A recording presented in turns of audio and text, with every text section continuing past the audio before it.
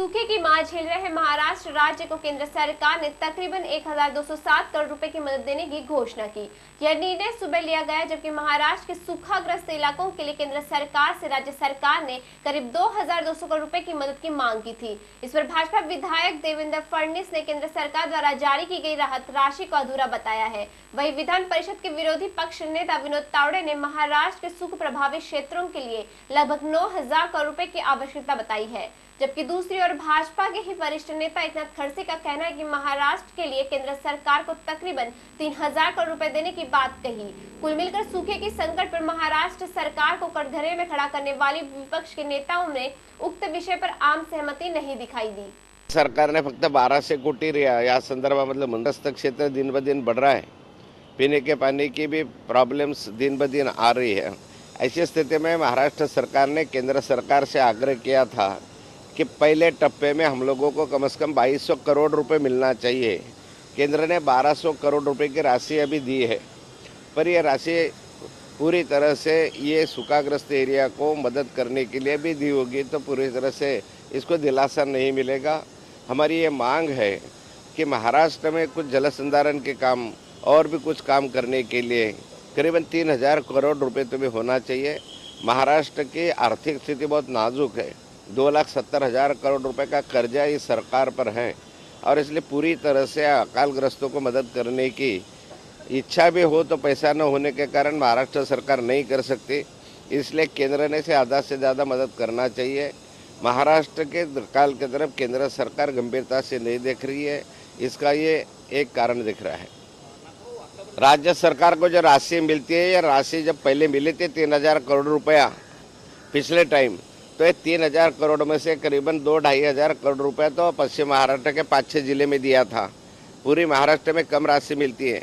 मेरी अपेक्षा ये है कि जब केंद्र सरकार पैसा देता है तो जहाँ जहाँ अकाल गिरा है वहाँ ये पैसा मिलना चाहिए, नहीं तो मंत्री जी अपने अपने विभाग में ये पैसा खींचने की कोशिश करते हैं और जो अकालग्रस्त सही ढंग से उनको मदद नहीं मिलती। सूखे के लिए महाराष्ट्र ने 2200 करोड़ की मांग की थी, आज 1207 करोड़ केंद्र ने दिए हैं। मेरा तो मानना है कि 9000 करोड़ की आवश्यकता है और 9000 करोड़ की आवश्यकता होने पर सिर्फ 1207 करोड़ आ रहे हैं। ये महाराष्ट्र के लिए पर्याप्त नहीं है और इसलिए केंद्र ने पैसा ज़्यादा देना चाहिए और जो पैसा कम पड़ेगा वो राज्य सरकार को अपनी तिजोरी से डालना पड़ेगा। 5000 करोड़ लगेंगे ऐसा मुंडे साहब ने स्टेटमेंट किया था जब भी अकाल के ऊपर चर्चा हो रही थी, पर अभी हमारे राज्य सरकार ने जो मांग की है वही 2200 कोटी की है, तो उन्होंने मांग ही ऑलरेडी कम की है जबकि ज़रूरत उसकी ज़्यादा है। और अभी तो सिर्फ मार्च महीना चल रहा है, अगले अप्रैल एंड में मई में ये भीषणता और बढ़ने वाली है और तभी पानी और चारा ये दोनों चीज़ों पर ज़्यादा कॉन्सेंट्रेट करने की ज़रूरत पड़ेगी। तो 5000 कोटी की मांग करनी चाहिए थी, ऐसा सजेशन मुंडे साहब ने किया है, पर 2200 करोड़ की जो मांग है उतनी तो पूरी होनी चाहिए थी केंद्र सरकार की तरफ से, वो हुई नहीं है। मुझे लगता है जो केंद्र सरकार ने 1207 करोड़ रुपए दिए हैं वो पूरे नहीं पड़ेंगे उतने। मुझे लगता है ये अगले 1.5 महीने में वो पैसे ही उधर ही खत्म हो जाएंगे। अगले जो मई का महीना आएगा उस टाइम हमको और बजट की ज़रूरत पड़ेगी, तो अभी उसके शासन ने उसका प्रोविज़न करना चाहिए। देखिए, हालात बहुत भीषण है। 1972 का जो अकाल था उस अकाल में पानी की समस्या इतनी भीषण नहीं थी, जबकि इस साल के अकाल में पानी की समस्या बहुत भीषण है। अभी मेरे जिले में ही 4 तालुका ऐसे हैं वहाँ सिर्फ टैंकर के माध्यम से ही पानी दिया जा सकता है, पानी का स्रोत उपलब्ध नहीं है। तो ये स्रोत उपलब्ध करने के लिए अगले आने वाले भविष्य में रेलवे से पानी मंगाने जाने की भी मांग वहाँ से की गई है, क्योंकि वहाँ का स्रोत पूरे खत्म हो गए हैं, पूरे सूख गए हैं। तो आने वाले 2 महीने में जो प्लानिंग है उसके लिए 1207 करोड़ पूरे नहीं पड़ेंगे, इस हिसाब से मैंने कहा था। और दूसरी मांग है जो पशुधन है, जिस विभाग में जहाँ दूध का कलेक्शन ज़्यादा है वहाँ पशुधन बहुत है, और वहाँ का पशुधन के लिए चारा का भी जो चारा के ये कैंप लगे हैं उसके लिए भी प्रोविजन करने की ज़रूरत अगले 2 महीनों में पड़ने वाली है। अकाल की स्थिति जो पैदा हुई है कम बारिश आने की वजह से हुई है। अभी माननीय मंत्री महोदय ने कल भी कुछ बातें कही, अभी तो इसके ऊपर सभागृह में डिस्कशन शुरू है, डिबेट शुरू है। इसका उत्तर जो है, आंसर है, वो हमारे मिनिस्टर साहब देने वाले हैं।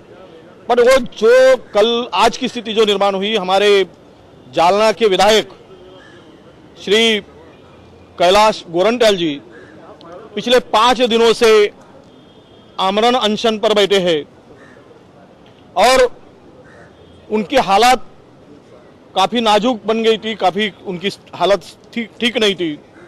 इसीलिए सरकार का, चाहे हम रूलिंग पार्टी के एमएलए क्यों न हो, ये सभागृह की जो बैठक बुलाई जाती है, अधिवेशन होता है, इसमें रूलिंग पार्टी के आमदारों को भी अपना हक या अपने प्रश्नों को छुड़ाने के लिए विधानमंडल के नियमों का आधार लेकर काम करने का प्रावधान किया गया है।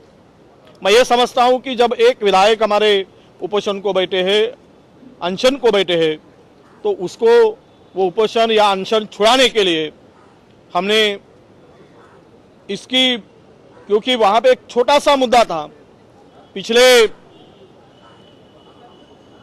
लगातार 3 महीनों से हफ्ते के 1 दिन वहां पे पानी मिलता है, वहां का बिजली का कनेक्शन काटा गया था और जालना शहर बड़ा शहर होने के बाद भी 8-8 दिन अगर वहां की जनता को पीने के लिए पानी उपलब्ध नहीं होता है, नहीं मिलता है, तो वहां के विधायक जी ने जो अनशन शुरू किया था उसको समर्थन देने के लिए और वह शहर को कनेक्शन जो काटा गया है पावर का, वो जोड़ के देने के लिए हमने वो कदम उठाया और सरकार ने भी इसकी गंभीरता को देखते हुए माननीय उप मुख्यमंत्री महोदय ने, अजीत दादा पवार जी ने सभागृह में सबको आश्वासन दिया कि हम कल सुबह तक ये अनशन खत्म करके वो विधायक का जो मांग है, पावर का कनेक्शन तो तोड़ा गया था, वो फिर से हम जोड़ के देंगे, ये उन्होंने हमें सभागृह में कहा।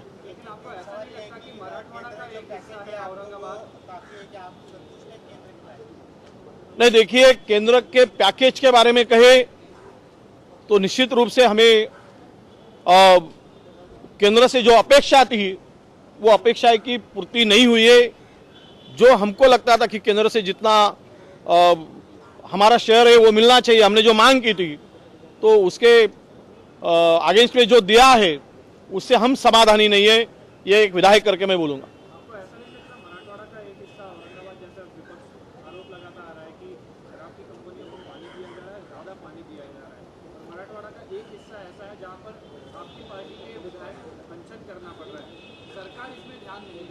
नहीं, 2 मुद्दे अलग अलग है। जब कोई इंडस्ट्री का स्टेटस किसको प्राप्त होता है तो वो पानी की व्यवस्था के लिए जो कमिटमेंट है, जहां से पानी लेना है वो तो लेते ही रहेंगे, इसके बारे में मुझे अधिक जानकारी नहीं है। पर जालना शहर के अंदर में जो विधायक अनशन को बैठे हैं उसके बारे में मुझे इतना ही बताना है कि उनका पावर कनेक्शन काटा गया था, उनको छोड़ के चाहिए था, क्योंकि पूरे शहर का पानी सप्लाई बंद हो चुका था, इसीलिए वो अलग मुद्दा बनता था। उसको समर्थन देने के लिए हमने ये कदम उठाया।